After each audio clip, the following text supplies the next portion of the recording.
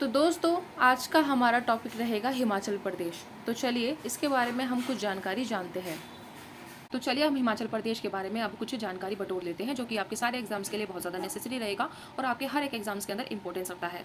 हम स्टार्ट करते हैं इसकी स्थापना से। इसकी स्थापना कब हुई थी? 15 अप्रैल 1948 को। और इसका नाम पहले क्या था? इसका हिमाचल नाम था पहले, फिर हिमाचल प्रदेश इसका नाम रखा गया, जिसका मतलब होता है हिमालय की गोद में स्थित एक प्रदेश होना। भारत का हिस्सा कब बना था? तो यह क्षेत्र ब्रिटिश भारत का हिस्सा नहीं था। ठीक है। 1947 के बाद में यहाँ पर एक रियासतें भारत के साथ जुड़ी। कब जुड़ी? 1947 के बाद। 1947 के बाद आता है 1948, यानी अगले ही साल ही जुड़ गए थे 15 अप्रैल 1948 को। लेकिन इसको भारत का राज्य का दर्जा आखिर कब मिला था? तो ये मिला था 1971 के अंदर। ठीक, अब राज्य का दर्जा मिला है तो कौन से नंबर का राज्य बना है? तो 18वें नंबर का बना है।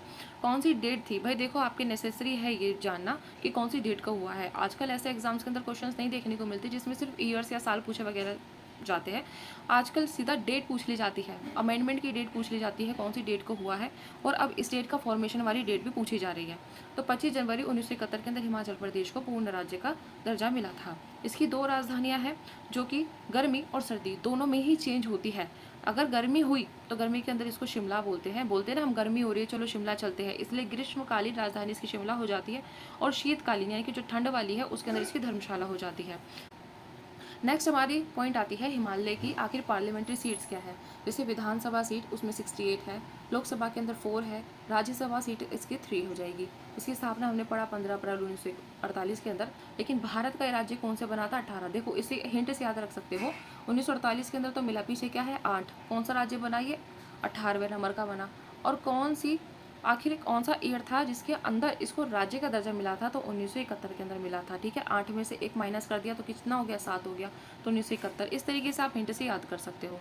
अब यहाँ पर देखते हैं हम नेशनल पार्क कौन से हैं। जैसे ग्रेट हिमालयन नेशनल पार्क, इनकी लोकेशन भी याद रखिएगा दोस्तों, जो कि आपके लिए बहुत ज़्यादा इंपॉर्टेंस रखेगी हर एक एग्जाम के अंदर। ठीक है, ग्रेट हिमालयन नेशनल पार्क देखने को मिलता है कुल्लू जिले के अंदर। पिन वैली नेशनल पार्क देखने को मिलेगा लाहौर स्पीति जिला के अंदर। और जो सिमलबाड़ा राष्ट्रीय उद्यान है यानी कि नेशनल पार्क है, इसकी स्थापना है सिरमौर जिला। इसके तो नाम से ही आपको मैच खा रहा है कि सिमलबाड़ा नेशनल पार्क यानी कि सिमलबाड़ा राष्ट्रीय उद्यान कौन सी जगह पर है? तो सिरमौर और सिमलबाड़ा। ठीक है, मैच कर रहा है ना नाम थोड़ा थोड़ा। यहाँ पर इनकी कुछ प्रमुख स्पीसीज लिखी हुई है, जैसे कि हिम तेंदुआ, जो कि सर्दी में ही मिलेगी। सर्दी वाली जगह होती है ना, ठंड वाली जगह हिमाचल प्रदेश है, इस वजह से। अब यहाँ पे जो ये देखो, जहाँ पर एक तरफ तो आपको देखने को मिलेगा, जैसे कि देखिए, एक तरफ तो घास का मैदान है, एक तरफ थोड़ा सा ऐसा होता है ज़मीन जहाँ पे ये पर्वतमाला सी आने लगती है ना। इसके बीच का जो रास्ता होता है ना, उसको क्या बोला जाता है? उसका नाम होता है बुग्याल। ठीक है, उसको बोला जाता है बुग्याल। ठीक, क्या बोला जाता है? बुग्याल बोला जाता है। ये एग्जाम के अंदर क्वेश्चन आया हुआ है। बताइए ऐसी कंडीशन जहाँ पर एक तरफ तो घासें उगी हुई है और एक तरफ थोड़ा ठंड का माहौल है, मतलब ऐसे ही मिलता जुलता क्वेश्चन है, लेकिन उस एरिया को बोलते क्या है? तो उस एरिया को बोलते हैं बुग्याल। ठीक है, बुग्याल बोलते हैं। नेक्स्ट चलते हैं। अब हम चलते हैं हिमाचल प्रदेश की कुछ फेमस डांसेस वाली पेज पर। जैसे कि यहाँ पर फेमस है आपका नाटी डांस, कुल्लू नृत्य। भैया कुल्लू आपकी जगह ही एचपी के अंदर है, तो कुल्लू नृत्य यहीं पर ही मनाया जाएगा। दूसरा यहाँ पे देखा जाता है कयांग नृत्य, एक सिरमौरी नाटी हो जाएगा, एक लाहौरी नृत्य हो जाएगा और एक छोलिया नृत्य हो जाएगा। ठीक है, छोले खाते हैं ना, छोले, तो सर्दी में छोले बन रहे हैं यहाँ पर। ठीक है, तो छोलिया नृत्य। लाहौरी तो छोले बन रहे हैं, कौन से भैया? लाहौरी वाले छोले बन रहे हैं। ठीक है, लाहौरी वाले छोले बन रहे हैं। इस तरीके से आप इसको याद रख सकते हैं। जैसे इसमें कुछ इन्फॉर्मेशन भी दी हुई है। नाटी, ये हिमाचल प्रदेश का सबसे प्रसिद्ध लोक नृत्य है। सामूहिक रूप से इसे गोल घेरा बनाकर किया जाता है और धीमी गति से शुरू होकर तेज लय में होता है। दूसरा यहाँ पे कुल्लू नृत्य है, ये देव मेलों और विशेष अवसरों पर किया जाता है और देवता की पालकी के साथ में नृत्य किया जाता है। इसमें ढोल, नगाड़ा और शहनाई। अब क्वेश्चन पूछा जाएगा, कुल्लू नृत्य है, इसमें से कौन सा इंस्ट्रूमेंट यूज़ किया जाता है? तो शहनाई यूज़ की जाती है, नगाड़ा यूज़ किया जाता है और ढोल यूज़ किया जाता है। नेक्स्ट यहाँ पे आ जाएगा आपका कयांग नृत्य। कयांग नृत्य के बारे में पढ़ेंगे, ये किन्नौर क्षेत्र के अंदर पड़ता है। कौन से एरिया में होता है? तो किन्नौर जिले के अंदर होता है कयांग। कयांग से याद रखेंगे, किन्नौर एरिया में पड़ रहा है। ठीक है, ऐसे ही सिरमौरी नाटी कहाँ है? तो सिरमौर जिले के अंदर है। लाहौरी नृत्य है तो लाहौरी स्मृति। लेकिन जो छोलिया नृत्य है ये देखा जाएगा कांगड़ा, कनाडा नहीं है, कांगड़ा है। कांगड़ा यानी कि चंबा डिस्ट्रिक्ट के अंदर भी पड़ता है। ठीक है, ये वीरता और शौर्य के नृत्य के बारे में बताता है। इस तरीके से आप इसको याद रख सकते हैं। नेक्स्ट हम चलते हैं, हम हिमाचल प्रदेश के कुछ इंपॉर्टेंट फेस्टिवल वगैरह देख लेते हैं। देखो इसमें आपको सारे याद करने की ज़रूरत नहीं है। ठीक है, जिस पे मैं टिक लगाऊं वो तो नेसेसरी समझिए कि वो नेसेसरी है। पढ़ने तो आपको सारी है भाई, कौन से डिस्ट्रिक्ट के अंदर कौन सा त्यौहार होता है ये तो आपको पता होना ही चाहिए। लेकिन जो मैं टिक लगाऊंगी वही, जैसे कि कुल्लू दशहरा कुल्लू डिस्ट्रिक्ट के अंदर पड़ता है। एक साजो उत्सव होता है, कहाँ मनाया जाता है? एचपी के अंदर मनाया जाता है। कौन सा डिस्ट्रिक्ट है, कौन सा जिला है? तो वो किन्नौर है। ठीक है। एक हो जाएगा जंजैहली मेला, इसके बारे में आपने कभी नहीं सुना होगा लेकिन फिर भी ये इंपॉर्टेंस रखता है, ये मंडी के अंदर होता है।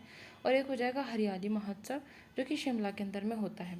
यहाँ पे इनकी कुछ इन्फॉर्मेशंस भी दी गई है, कौन सा फेस्टिवल कौन से मंथ के अंदर मनाया जाता है। जैसे साजो उत्सव हो गया, ये जून महीने के अंदर मनाया जाता है। क्यों मनाया जाता है?